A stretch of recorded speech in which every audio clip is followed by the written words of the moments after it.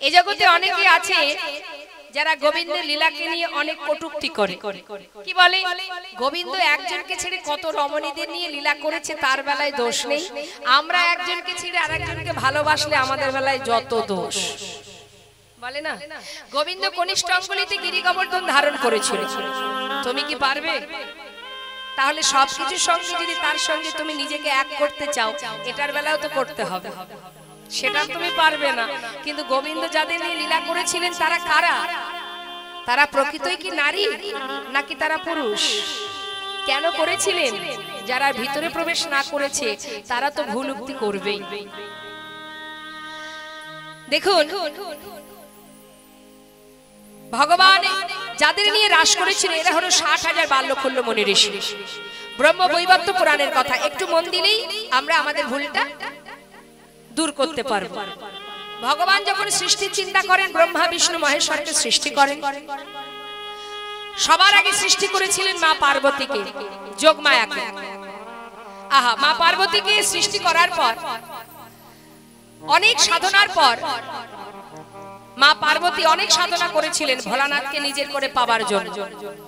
তা অনেক সাধনার পর যখন ভোলানাথ আর পার্বতীর বিবাহ যোগ এলো, সেই সময় সেই যজ্ঞে পৌরোহিত্য করেছিলেন চতুর্মুখ ব্রহ্মা। এখন ব্রহ্মা যখন বিবাহ যজ্ঞ আসনে বসেছে, মা একদিকে ভোলানাথ আর একদিকে মা পার্বতী। হঠাৎ পার্বতী মায়ের দর্শন করে চতুর্মুখ ব্রহ্মার কাম শক্তির উদ্ভব হয়। ব্রহ্মা মনে মনে চিন্তা করছে, কে এই রমণী? এ তো সাধারণ রমণী নয়, যাকে দর্শন করলে আজ আমার এহন দশা। তবে এটা যদি ভোলানাথ জানতে পারে হয়তো আমাকে ভস্ম করে দেবে। তাই বিলম্ব না করে ব্রহ্মা কি করেছে, নিজের লজ্জা চরিতার্থ করবার জন্য গঙ্গার পাড়ে গিয়ে বালু রাশির মধ্যে শুক্র স্খলিত করলেন। শুক্র স্খলিত করে নিজের পা দিয়ে যখন ভালো করে ঘষে মিশিয়ে দিচ্ছে, তখন ভগবান বলেছিলেন, শোনো ব্রহ্মা, তুমি যে কর্মটি আজ করেছো, তোমার এই শুক্র থেকে 60,000 বালখল্য মুনি ঋষির জন্ম হবে। সঙ্গে সঙ্গে ব্রহ্মা করজোড়ে বললেন, প্রভু তাহলে এরা উদ্ধার হবে কি করে?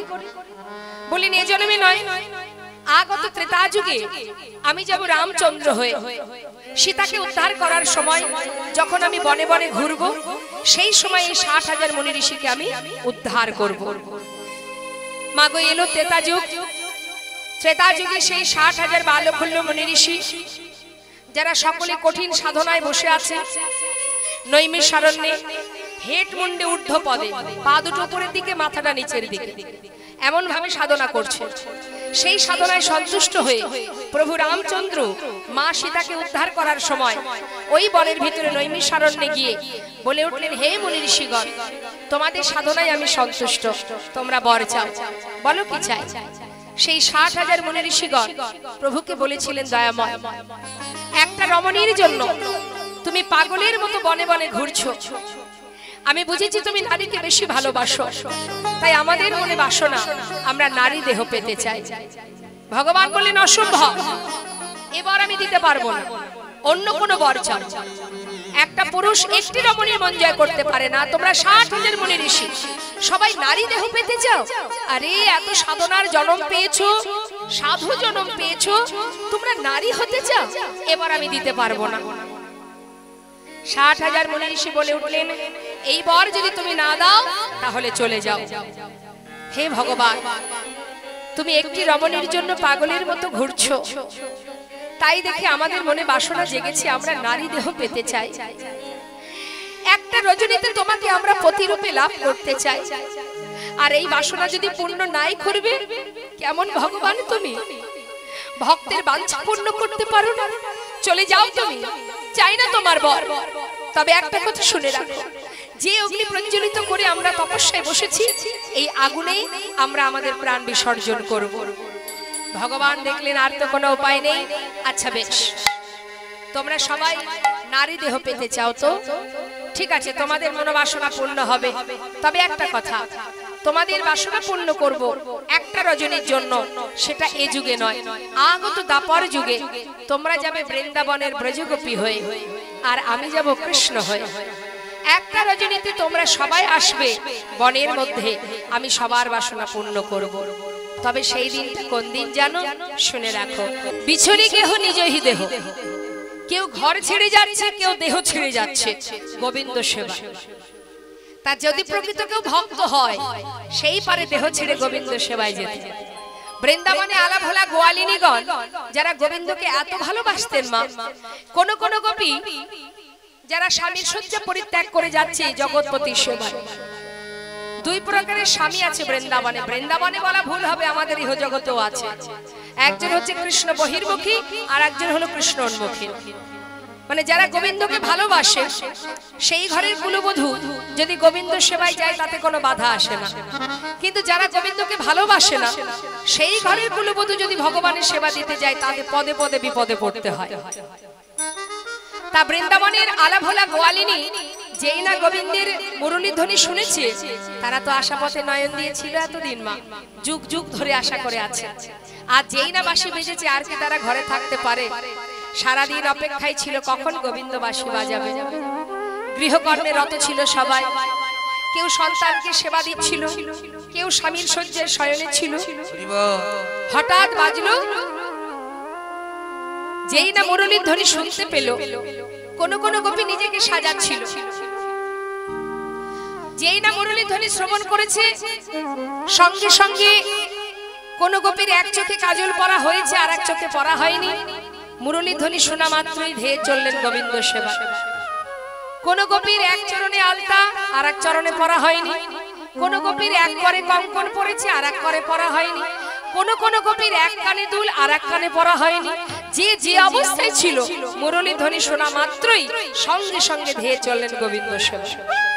কেমন অনুরাগ দেখুন। আমরা যদি কোনো অকেশনে যাই তা 2 ঘন্টা লাগে আমাদের সাজতে। যত সময় না সাজবো তত সময় ঘর থেকে বেরোবো না, তাই না? সাজবো বুঝবো, তারপরে রাখো তো তোমার গাড়ি চলে যায়। যা নিচের দিকে ঝগড়াঝাটি বেঁধে গেল, গিন্নি দেখবেন উপর তলা থেকে নামবেই না। সাজ কমপ্লিট হবে তারপরে নিচে নামবো। কিন্তু এইটাই হলো অনুরাগ, যে কতক্ষণে গোবিন্দ সেবায় যাবে। নিজে যে সাজছে, সাজছে কার জন্য? আমরা সাজি কেন? আমাদের সুন্দর দেখতে লাগবে তাই, তাই না? তাই তো সাজি আমরা, আমাদের সুন্দর দেখাবে তাই আমরা সাজি। কিন্তু বৃন্দাবনের গোপীরা সাজছে কেন? তারা সাজছে গোবিন্দ ভালো দেখবে তাই। তাই গৌর হরি হরি। বাবা বৃন্দাবনে 5 প্রকারের রস, শান্ত, দাস্য, সখ্য, বাৎসল্য, মধু। এই 5টি রসের মধ্যে শ্রেষ্ঠ রস মধুর রস। মধুর রসটা কেমন? এই যে গোবিন্দের প্রতি যে ভালোবাসা গোপীদের, এখন হয়তো আপনারা বলতেই পারেন বাৎসল্য প্রেম, বাৎসল্য রস, সেটা কি মধুর নয়, শ্রেষ্ঠ নয়? মা সন্তানকে ভালোবাসে, সেটা কি মধুর হতে পারে না? নিশ্চয়ই হতে পারে। মা সন্তানকে ভালোবাসে বাৎসল্য প্রেমে, সেটাই তো শ্রেষ্ঠ প্রেম। মহাজন বলেন সেটা শ্রেষ্ঠ, কিন্তু তার থেকে শ্রেষ্ঠ মধুর রস। কেন শ্রেষ্ঠ? মা যশোমতী যখন গোপালকে খাওয়ায় বাৎসল্য প্রেমে, সেটা মা গোপালকে খাওয়াতে পারে, এটা হচ্ছে বাৎসল্য প্রেম। কিন্তু মা যখন নিজেকে সাজায়, সুন্দর করে বেনি বাঁধে, সেটা তো আর গোপালের জন্য নয়, নন্দ মহারাজের জন্য। কিন্তু মধুর রসের গুণ কি? সকল গোপীরা গোবিন্দকে যদি কিছু সেবা দিত সেটাও গোবিন্দের, নিজেকে সুন্দর করে সাজাতো সেটাও গোবিন্দের, সর্বস্ব দিয়ে গোবিন্দকে ভালোবাসেন, তাই তো শ্রেষ্ঠ রস মধুর রস। তাই গৌর হরি। আজ সাজে গোপীগণ গোবিন্দ ভালো দেখবে বলে চোখে কাজল পড়তে গিয়ে পড়া হলো না, এক কানে দুল পড়তে গিয়ে পড়া হলো না, এমন অনুরাগ। সবাই যাচ্ছে গোবিন্দ সেবার তরে। তাই গৌর হরি। কিন্তু মা সন্তান ফেলে যাচ্ছে গোবিন্দ সেবায়। আর কৃষ্ণ বহির্মুখী স্বামী যারা,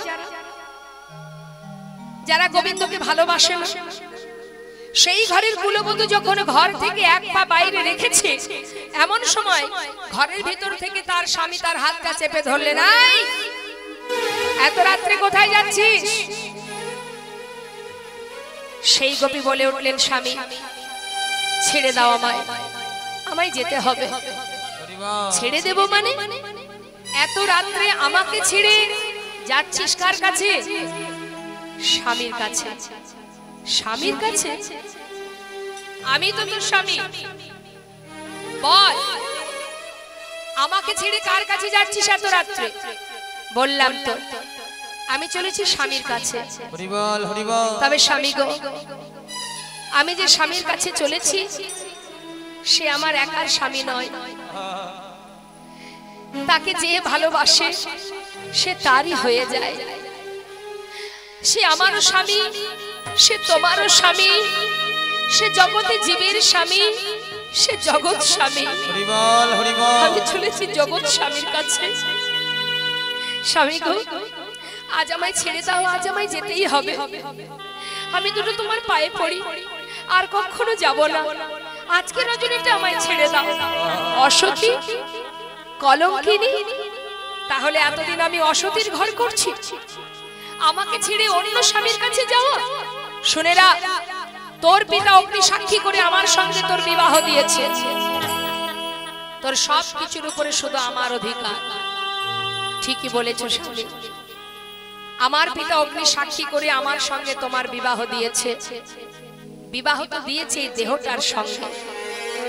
দেহের মধ্যে একটা বস্তু আছে যেটা আমি তোমাকে দিইনি, সেটা হলো মন, যেটা আমি গোবিন্দ চরণে সঁপে দিয়েছি শিশুকাল থেকে।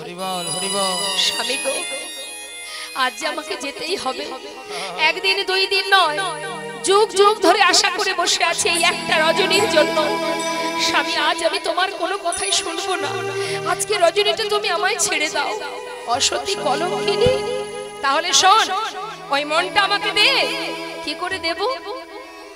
সে তো শিশুকালেই তার চরণে সঁপে দিয়েছে। তবে আয় আমার সঙ্গে।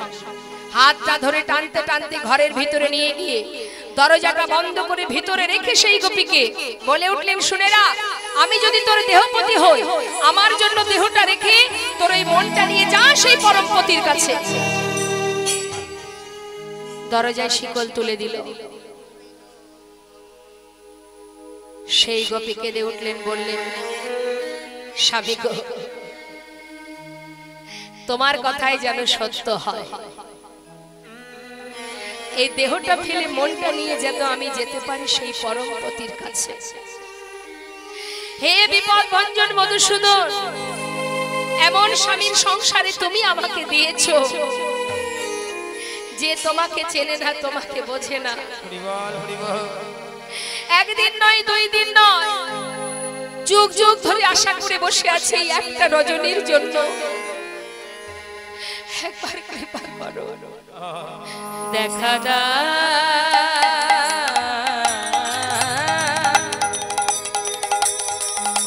ওহে মধুসূদন,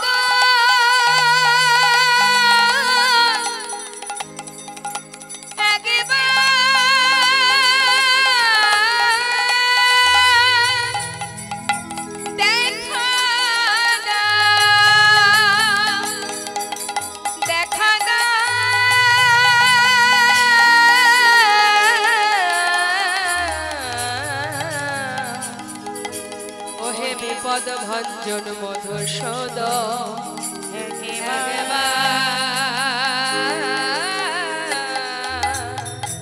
দেখা সুন্দর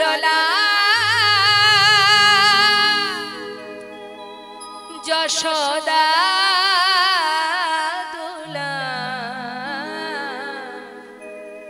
বৃন্দাবন বিহারী, বৃন্দাবন বিহারী। সুন্দর যশোদা দুলা বৃন্দাবন বিহারী,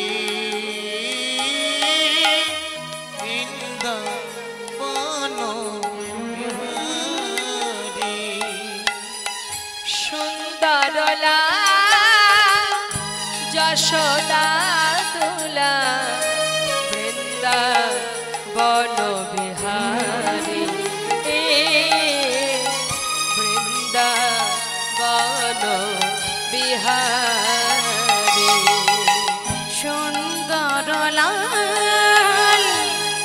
যশোদা দোলায় বৃন্দাবন বিহারী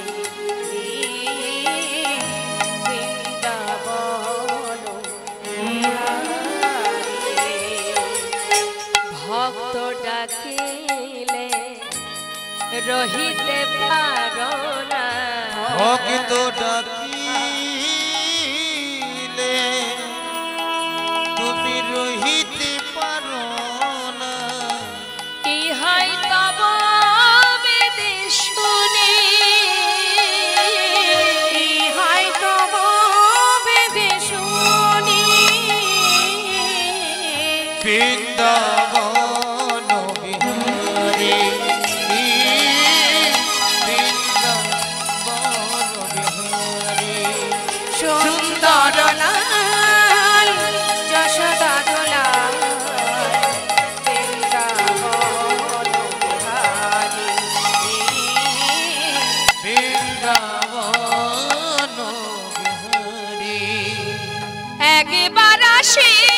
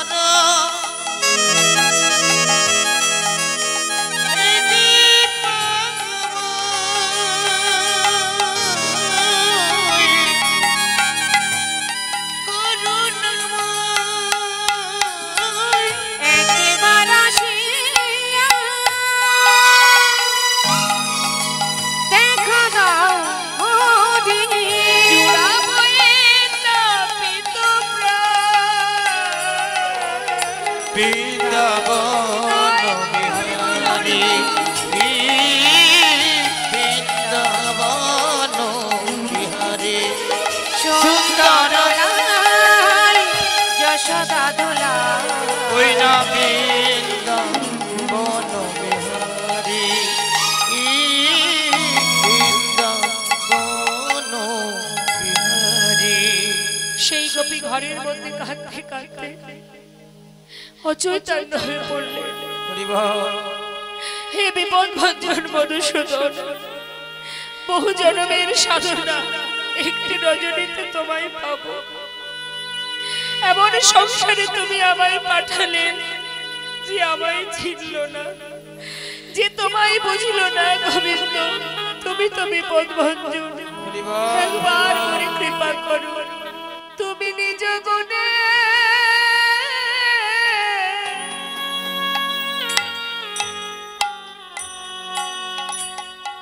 আমায় গ্রহণ করো। তুমি নিজ গুণে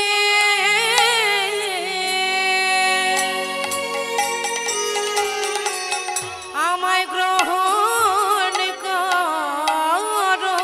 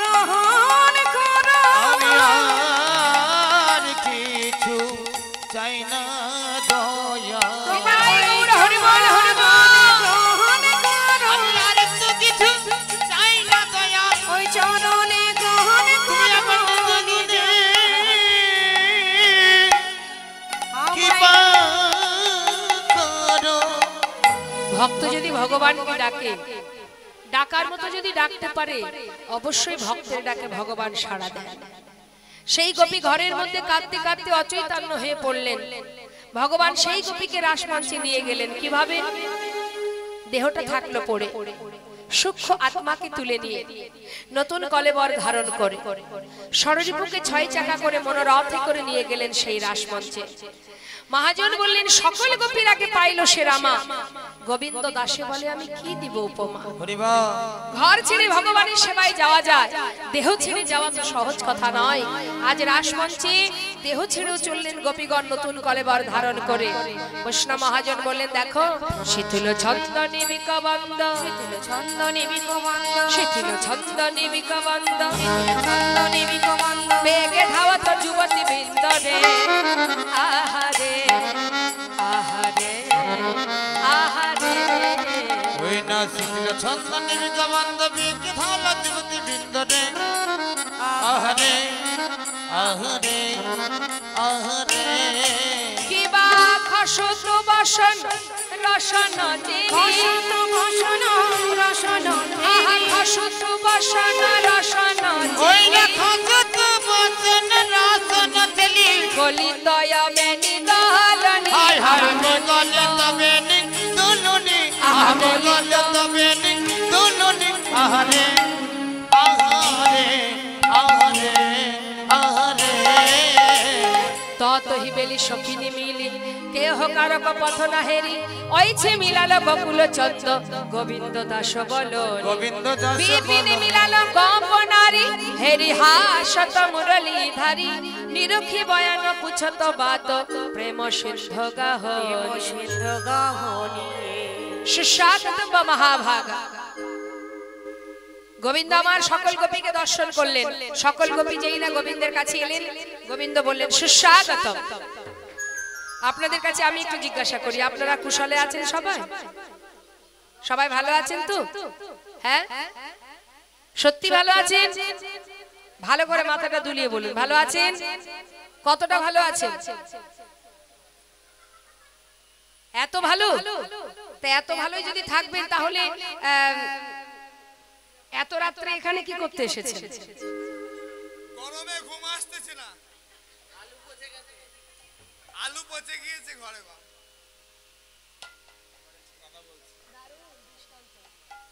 এই যে তা তোমরা সবাই যদি ভালোই থাকবে, এত রাত্রে স্বামী ছেড়ে সংসার ছেড়ে, আমি পরপুরুষ তোমরা পরনারী, কেন এসেছো এখানে? যাও যাও, ঘরে চলে যাও। লোকে দেখলে বলবে কি? আমি পরপুরুষ তোমরা পরনারী, যাও ঘরে চলে যাও। কহে গোপী, বলুন দেখি মা, বাঁশি বাজিয়ে বলে টেনে এনে এখন জিজ্ঞাসা করছে কেন এসেছো?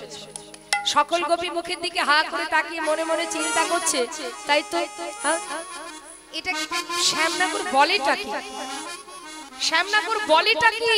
আরে বাবা, বাঁশি বাজিয়ে বনে এনে এখন বলছে কেন এসেছো? আমরা কি ঠিক জায়গায় এলাম? এটা কি সেই গোবিন্দ? এটা কি সেই গোবিন্দ? মুখের দিকে তাকিয়ে আছে আর গোবিন্দ যাচাই করছে। কহে গোপী কিসের লাগি গহনা বনে এলে, কহে গোপী কিসের কিসের লাই, তাই গৌর হরি বল, এই গহন বনে এলে। তোমরা কহে গোপী কিসের লাগি গহন বনে এলে, কহে গোপী কিসের কিসের লাগি গহন বনে এলে। যাহ যাহ যাহ গোপী যাহ নিজ ঘর, যাও হে গোপী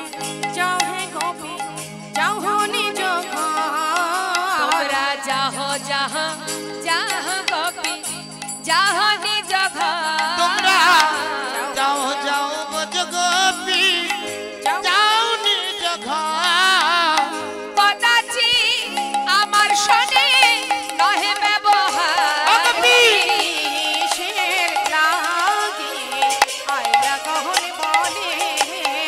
এই যে কি বলেছি শুনেছো তোমরা? যাও যাও ঘরে চলে যাও। শোনো, তোমরা সবাই সতী রমণী, আমি পরপুরুষ। যাও ঘরে যাও, এত রাত্রে এখানে থাকলে লোকে অসতী কলঙ্কিনী বলবে। মুখের দিকে তাকিয়ে মনে মনে বলছে, আচ্ছা বিচারটা বড্ড একতরফা হয়ে যাচ্ছে না? হ্যাঁ, এই যে শোনো শোনো, একটা কথা বলি, তোমরা তো কোনো উত্তরই করছো না। কি তোমরা কি বনসভা দেখতে এসেছো? শারদীয়া পূর্ণিমা তিথি, 6 ঋতুর ফুল ফুটে উঠেছে, এত সুন্দর জোছনা, এই পূর্ণিমা রাত্রি, নিশ্চয়ই বনসভা দেখতে এসেছো।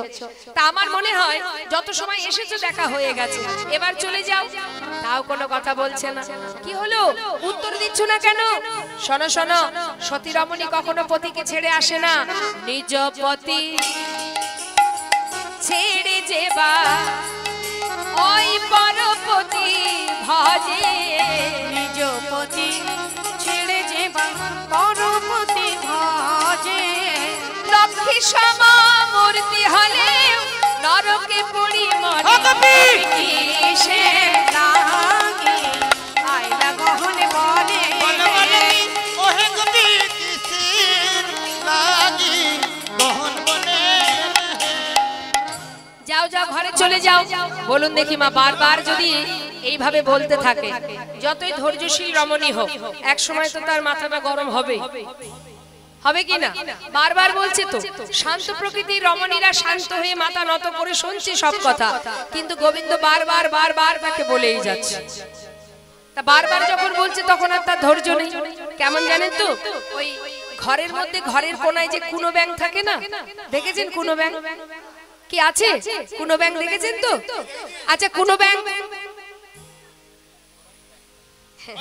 তা কুনো ব্যাং ঘরের কোণে যখন থাকবে, যেখানেই থাকুক, আপনি প্রথমত কুনো ব্যাঙের গায়ে যদি আপনি কাঠি দিয়ে খোঁচা দেন, দেখবেন ও প্রথমত কি করবে, একটু খোঁচা দিলে ফুলবে। হ্যাঁ, আবার খোঁচা দেবেন, আবার ফুলবে, তখনও কিন্তু কিছু বলবেন। আবার বারবার যদি আপনি কাঠি দিতে থাকেন, এক সময় দেখা যাবে সেই ব্যাঙটা শব্দ করবে, কট কট কট কট কট কট, মানে তখন আর সহ্য হবে না। হ্যাঁ, তা গোপীগণের অবস্থা তাই। তা বলছে শোনো, বিচারটা একটু একতরফা হয়ে গেল। এই যে তুমি বললে না যে আমাদের কি ঘরে ডাকাত পড়েছে, নাকি আগুন লেগেছে, যে তোমরা ঘর ছেড়ে বনে এসেছো, নাকি বনসভা দেখতে এসেছো? দেখো শ্যামনগর, কথাটা তুমি মন্দ বলনি। ব্রজ গোপীগণ অন্তর্যামী ভগবানকে বলিছেন, হে গোবিন্দ, সত্যই আমাদের ঘরে আগুন লেগেছে, সে কথা তো তুমি ছাড়া কেউ জানে না। সকালে আগুনে লাগলে নেভানো যায়, বিকালে আগুনে লাগলে নেভানো যায়, কিন্তু কারো ঘরে ভরা দুপুর বেলা যদি আগুন লাগে, সে আগুন তো সহজে নেবে না। হে গোবিন্দ, আমাদের হৃদয় ঘরে আগুন লেগেছে, তাই তো আমরা ছুটে এসেছি কৃপা বরিশনের আশা, ছুটে এসেছি বরিশনের আশা, আমরা ছুটে এসেছি তাপিত হৃদয়,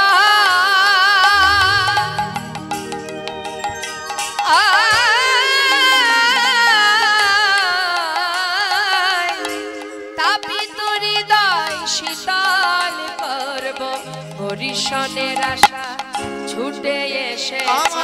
তাপিত হৃদয়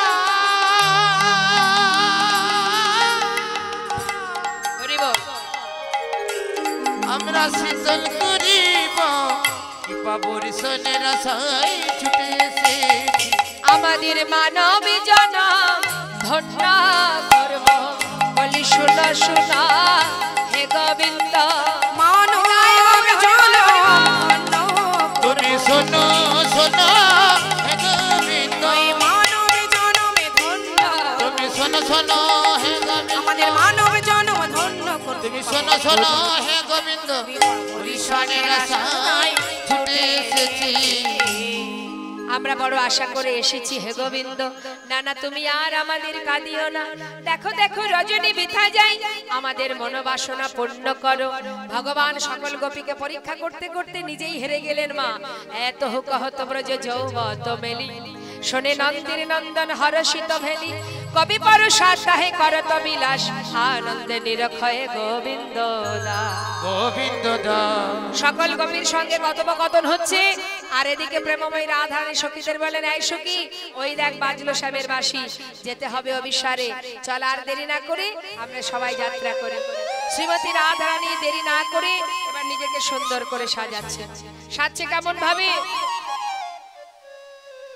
দেখো রাই সাজে বাঁশি বাজে না পড়িল রায় সাজে বাঁশি বাজে না পড়িল আরে ও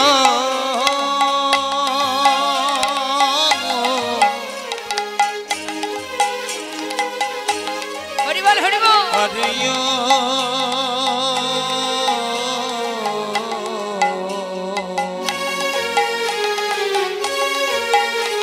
আরে ও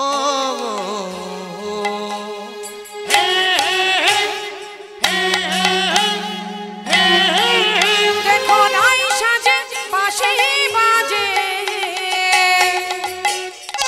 না পড়িল আজ কি সাজিতে কি না সাজে ও ধনির সবই হইল ভোর কি সাজেতে কি না সাজে সবই হইল ওই ভোর না কি সাজিতে কি না সাজে সবই হইল ভোর কি সাজেতে কি না সাজে সবই হইল ভোর ওই নাম করে আচরে রায় বাঁধে কে শোভা মুখরিয়া চরে রায় বাঁধে কে শোভা ওই না পায়ে বাঁধে ফুলের মালা আজ না করে বিচার পায়ে বাঁধে ফুলের মালা না করে বিচার ধনী পায়ে বাঁধে ফুলের মালা না করে বিচার পায়ে বাঁধে ফুলের মালা না করে বিচার ধনীর আচার নাই বিচার না আচার নাই বিচার নাই আচার নাই বিচার নাই পায়ে বাঁধে ফুলের মালা আচার নাই বিচার নাই পায়ে বাঁধে ফুলের মালা আচার নাই বিচার নাই পায়ে বাঁধে ফুলের মালা আচার নাই বিচার নাই পায়ে বাঁধে ফুলের মালা আচার নাই বিচার নাই বংশী বদনে বলে যায় বলে হারি শিবদনে বলে যায় বলে হারি বংশী বদনে বলে যাই বলে হারি শিবদনে বলে যায় বলে হারি এমন প্রেমে না হইলে মিলে কি মোরারে ওই না এমন প্রেম না হইলে মিলে কি মোরারে মিলে না মিলে না মিলে না মিলে না মিলে না মিলে না মিলে না মিলে না এমন প্রেমে না হইলে মিলে না মিলে না এমন প্রেমে না হইলে মিলে না মিলে না এমন প্রেমে না হইলে মিলে কি মোরারে এমন প্রেমে না হইলে মিলে কি মোরারে হরিবল হরিবল শ্রীমতী রাধারানী সঙ্গে বেষ্টিত হয়ে আজ নিজেকে সুন্দর করে সাজিয়েছে কিন্তু সব উল্টো সাজবা মুকুরি আচুরি রায় বাঁধলে কেশবার মুকুরি মানে আজ আমার গোবিন্দ বাঁশি বাজালেন শুনলেন কে যাদের উদ্দেশ্যে বাজালেন কাদের উদ্দেশ্যে বাজালেন গোপী যারা তাই তো মা সবার বাসনা পূর্ণ করবার জন্য আজ আমার গোবিন্দ যেই না বাঁশি বাজালেন শুনলেন বৃন্দাবনে গোপী যারা তা বৃন্দাবনে গোপী কারা কারা গোপী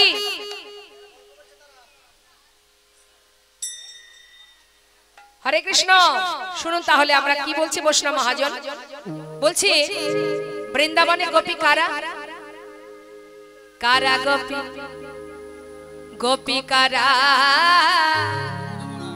গোপী কারা গোপী কারা গোপী কারা গোপী কারা গোপী ওই কারা না গোপী কারা গোপী কারা কারা গোপী গোপী তোমরা গোপী তোমরা গোপী তো মেরা গোপী তো মেরা গোপী তোমরা তোমরা গোপী গোপী তোমরা মানে আমরা ওই গোপী তোমরা গোপী তোমরা তোমরা গোপী আর আমরা গোপী কি হবে তো হবে না তোমরাও গোপী নও আমরাও গোপী নই তাহলে গোপী কারা মহাজন বললেন গোপী তোরাই গোপী ওই না তোরা গোপী তোরা গোপী তোরা গোপী তোরাই রাধা রানী গোপী রাধা রানী রাধা রানী গোপী রাধা রানী গোপী রয়াকার ধয়াকার কি হয় যদি ঘুরিয়ে দিই ধয়াকারী রয়াকার মহাজন বললেন ধারাই তবে গোপী নাকি ওই ধারায় তবে গোপী ওই না নাকি। ধারাই তবে গোপী নাকি এই বৃন্দাবনে যা বটে ধারাই তবে গোপী ওই নাকি না বৃন্দাবনে যাপটে ধারাই তবে গোপী এই নাকি বৃন্দাবনের যা বটে ধারাই তবে গোপী নাকি বটে ধারাই তবে গোপী নাকি বৃন্দাবনের যা বটে ধারাই তারা গোপী এই বৃন্দাবনের যা বটে ধারায় তবে গোপী নাকি। আয়না আয়না দিয়ে চুল বাঁধছে গলার ফুলের মালা চরণে চরণের নূপুর গলায় করের কঙ্কন কোটিতটে কিনকিনি করে পড়েছে সব উল্টো সাজ কেন আজ কৃষ্ণ ভাবে বিভাবিত হয়ে রাধারানী সাজছে তো কি সাজবে সেদিকে তার লক্ষ্য নেই সুন্দর করে নিজেকে সাজিয়ে যেই না রাসমঞ্চে এসে পৌঁছালেন বললেন বধূ গো এমন করে সবাইকে কাঁদিও না আমাদের সকলের বাসনা পূর্ণ করো ভগবান কৃষ্ণচন্দ্র বলি রাধে নিশ্চয়ই তোমাদের বাসনা পূর্ণ হবে কিন্তু আগে রাসমণ্ডলী নির্মাণ করতে হবে এবার প্রভু আমার রাসমণ্ডলী নির্মাণ করছেন কাঞ্চন মণিগণ জননীর মাওলো জনমণি গণ জননীর মাওল কাঞ্চন মণিগণ জননীর মা বলো কাঞ্চনমণি গণ জননীর মাওল রামণি মণ্ডল মাঝ রে রমণী মণ্ডল মাঝে রে ওই না রামণি মণ্ডল মাঝে আহা মাঝই মাধব মহাবর কত সাজা মাঝই মাঝ মোহাম্মদ কত ওই মাঝই মাধব মহাবর কত সাজা শ্যামার নট বড় রাজি রে আর সে মর নট বড় রাজে রে ওই না শ্যামল নট বড় রাজে ভ্রমর ভ্রমরি কত গনে গনে গাওয়া ভ্রমর ভ্রমরি কত গনে গনে গাবত ভ্রমর ভ্রমরি কত গনে গনে গাওয়া ভ্রমর ভ্রমরি কত গুণ গুণ গাও মুগ্ধল গোবিন্দ দাস রে ওই না মুগ্ধল গোবিন্দ দাসী রে মুগ্ধল গোবিন্দ দাসী গোবিন্দ বলি রাধে একটি বার বলো দেখি কেমন ভাবে তোমাদের বাসনা পূর্ণ করব রাই কহে শ্যাম আমি কি ধন মাগিব রাই কহে শ্যাম আমি কি ধন মাগিব রাই কহে শ্যাম আমি কি ধন মাগিব রাই কহে শ্যাম আমি কি ধন মাগিব বড় সৎ আছে মনে একত্রে নাচিব আমার বড় সাজ আছে মনে নাচিব বড় সাথে আছে মনে একত্রে নাচিব বড় সাজ আছে মনে নাচিব বড় সাথে আছে মনে একত্রে নাচিব আমি নাচিব বধ তোমার আমি সনে নাচিব বধূ তোমার সনে হাতে হাত ধরা ধরি করে নাচিব বধ তোমার ওই সনে না হাতে হাতে ধরা ধরি করে নাচিব বধূ তোমার সনে হরিবল হরিবল ঠিক আছে তাই হবে এবার গোবিন্দ চিন্তা করলেন আমি একা কৃষ্ণ সবার বাসনা পূর্ণ করব কি করে নিজে বিলম্ব না করে নিজের অঙ্গ থেকে যত গোপী তত কৃষ্ণ সৃষ্টি করলেন সৃষ্টি করে এবার সবাইকে সাথে করে নিয়ে রাসমণ্ডলীতে দাঁড়ালেন মহাজন বললেন দেখো দেখো শারদ পূর্ণিমা লয়ে ব্রজমালা রাস মিলনে শ্রী রাসলীলা হয় শরদ পূর্ণিমা লইব জবলা রাস মিলনে রাসলীলা অঙ্গনা মঙ্গনা মন্থরে মাধব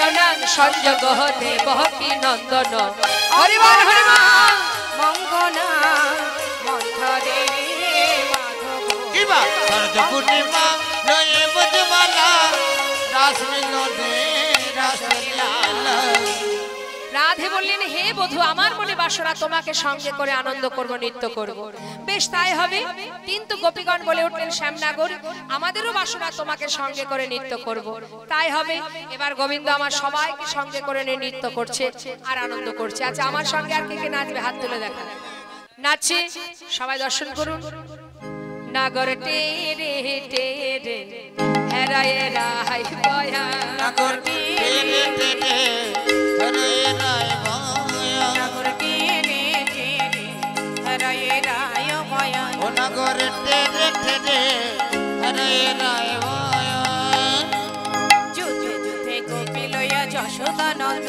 ওই না দুতে দুতে গোপিলয়া সদানন্দ যুদ্ধে যুদ্ধে গোপী লয়া যশোদানন্দ দুতে দুতে গোপিলয়া সদানন্দ রাসলীলা বৃন্দাবনে কইল আরম্ভ মধুরাস লীলা বৃন্দাবনে কইলে আরম্ভ মধুরাস লীলা বৃন্দাবনে কইলে আরম্ভ রাস লীলা বৃন্দাবনে কইলে আরম্ভ নাগর টেরে টেরে হরে রায় বয়ন নাগর টেরে টেরে হরে রায় বয়ন হস্তকে বন্ধনে গোপী করিয়া মণ্ডলী হস্তকে বন্ধনে গোপী করিয়া মণ্ডলে হস্তকে বন্ধনে গোপী করিয়া মণ্ডলী হস্তকে বন্ধনে গোপী করিয়া মণ্ডলে মধ্যে মধ্যে যশোদানন্দন বনমালী ওনা মধ্যে মধ্যে যশোদানন্দন বনমালী মধ্যে মধ্যে যশোদানন্দন বনমালী ওই মধ্যে মধ্যে যশোদানন্দন বনমালী মধ্যে মধ্যে যশোদানন্দন বনমালী নাগর টেরে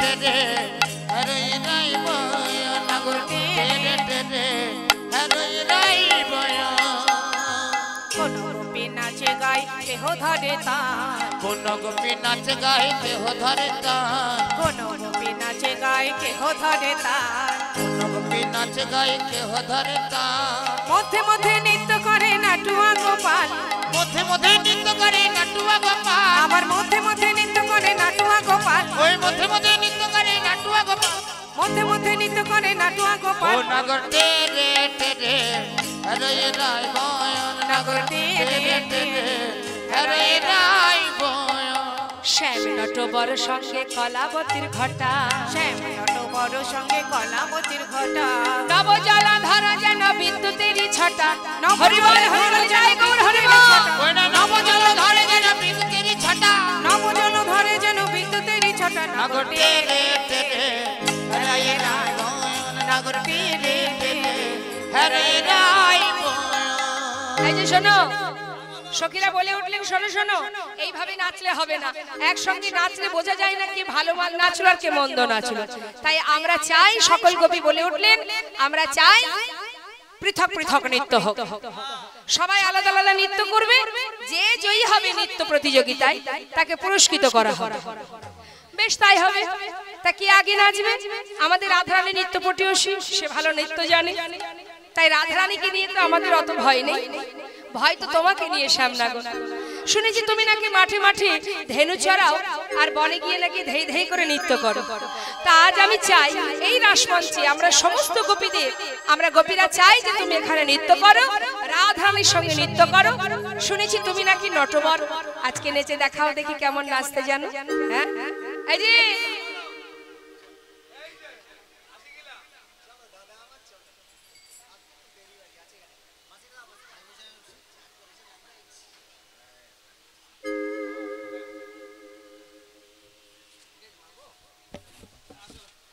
মায়ের দরবারে উলুধ্বনি উলুধ্বনি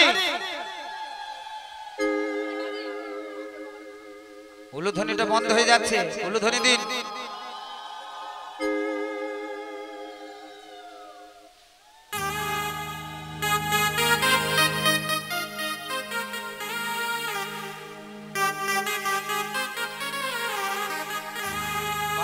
সবাই এবার দর্শন করুন নৃত্য করছেন গোবিন্দ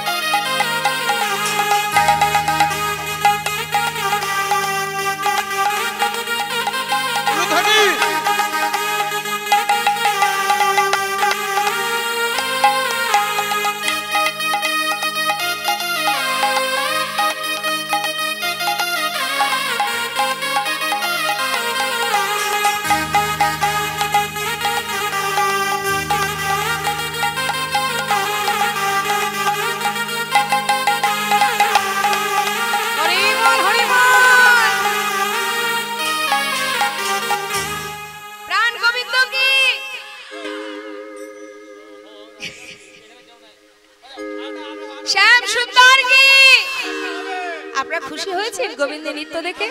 তাহলে আরেকটু হবে।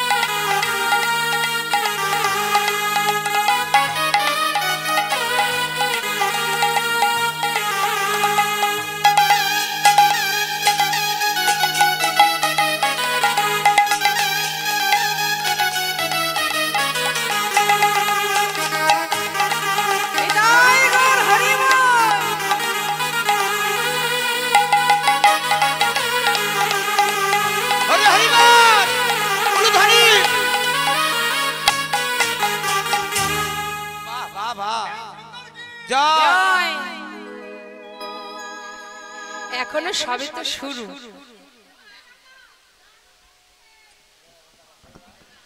হরিবল হরিবল। আমাদের সঞ্জয় দা এত সুন্দর সর্বক্ষণ আমি দেখেছি দাদা বিভিন্ন ভাবে সঙ্গীত জগতের মধ্যে নিজেকে জড়িয়ে রাখেন। হাজার কর্মের মধ্যে দিয়েও ভগবানের নাম ইত্যাদি ইত্যাদি বিভিন্ন সাংস্কৃতিক অনুষ্ঠানের মধ্যে দিয়ে নিজেকে এমন ভাবে ডুবিয়ে রাখেন। ভালো, এটা আপনাদেরই গর্ব, আপনাদেরই পাড়ারই ছেলে, ঘরেরই ছেলে শ্রীকৃষ্ণ নামের মধ্যে এইভাবে নিজেকে ডুবিয়ে রাখেন। আজ এত সুন্দর তালে নৃত্য করেছি, খুবই ভালো লাগলো। এবার গোবিন্দের নৃত্য তো হলো, বসুন। এবার কি হবে? সমস্ত সখীগণ বলে উঠলেন, শ্যামনগর তুমি তো নৃত্য করলে, এবার কিছু শর্ত আছে সেগুলো শুনে নাও। কি শর্ত? বাঁকা শ্যাম তোমাকে, কি হলো? বসুন বসুন।